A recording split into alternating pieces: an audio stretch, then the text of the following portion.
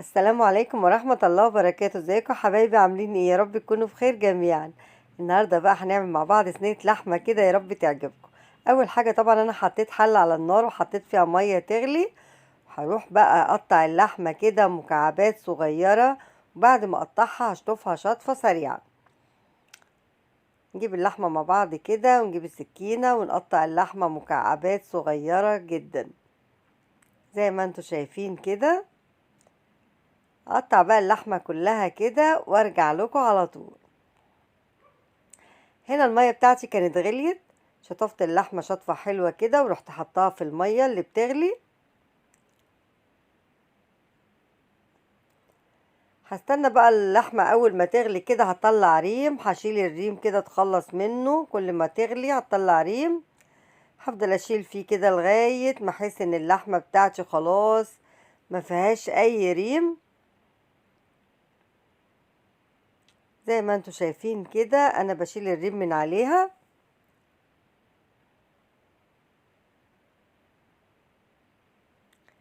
بس هنا حبايبي بقى احط بصلايه كبيره كده، اقطعها بقى ايه عشوائي كده، جوانح بقى، حلق. المهم ان انا هقطع فيها بصلايه كبيره.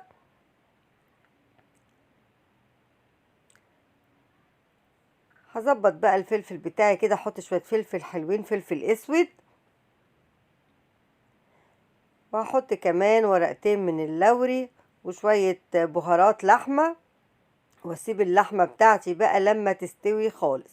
هنا بقى كنت قطعت الخضار بتاعي، فلفل الوان وبصل وطماطم وبقدونس، واستنيت بقى على اللحمة لما تستوي. على بال ما اللحمة تستوي هروح عاملة شوية رز حلوين كده، ده رز مصري غسلاه، حطيت معلقتين سمن وهبتدي اقلب فيه بقى كده، غسلاه ومصفياه طبعا.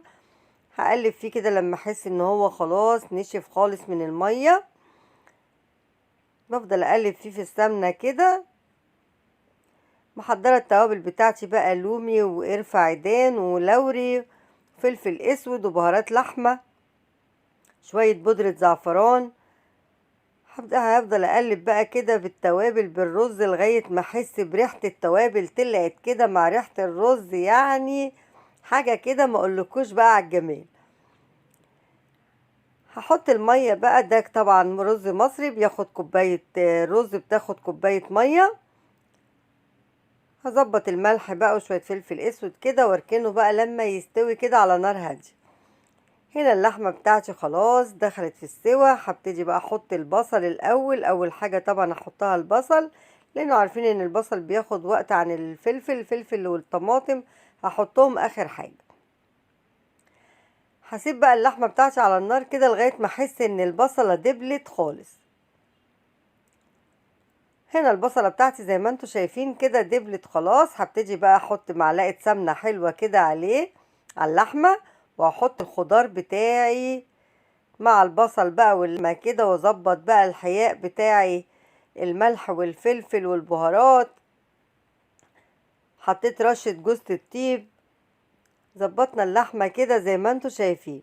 اخر حاجة هحطها بقى كده، انا حطيت خلاص اهو الخضار اهو، بصوا واو المنظر، يعني انتوا شايفينه بنفسيكم.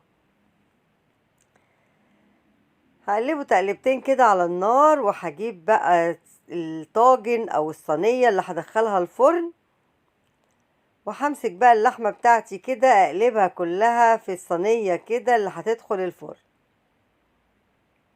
تحطيها في طاجن بقى، تحطيها في صينية، المهم ان احنا هندخلها الفرن.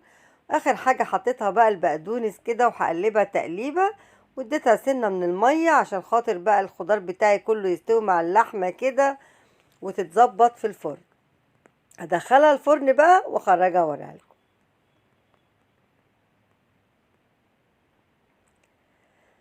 هنا بقى بصوا منظر الصينية وهي خارجة لسه بتشكشك كده من النار. بصوا بصوا منظرها، هي بتتكلم عن نفسها. الصينية بتاعتي خرجت من الفرن، وهنا الرز بتاعي برضو كان استوى. هنبتدي نغرف الرز بقى. شايفين الجمال؟ يعني عايزة اقول لكم ان صينية اللحمة دي فعلا جميلة جدا وسريعة، ويعني اكل سريع وما خدش وقت. على بال ما اللحمة استوت كان الرز استوى. بصوا الجمال، وبصوا الرز مفلفل ازاي.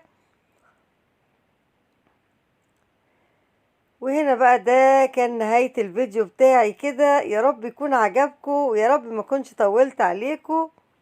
ولو عجبكم الفيديو ما تنسونيش بقى باللايك الحلو، سبسكرايب، والكومنت الحلو بتاعكم. طبعا رأيكم يهمني. بصوا رأيكم يهمني. شايفين اللحمة مستوية وجميلة ازاي؟ ندوقها بقى مع بعض كده. تستاهل والله، تستاهل احلى لايك. اشوفكم في فيديو جديد يا حبايبي، وهستنى رأيكم في التعليقات. باي باي. اللايك باي باي.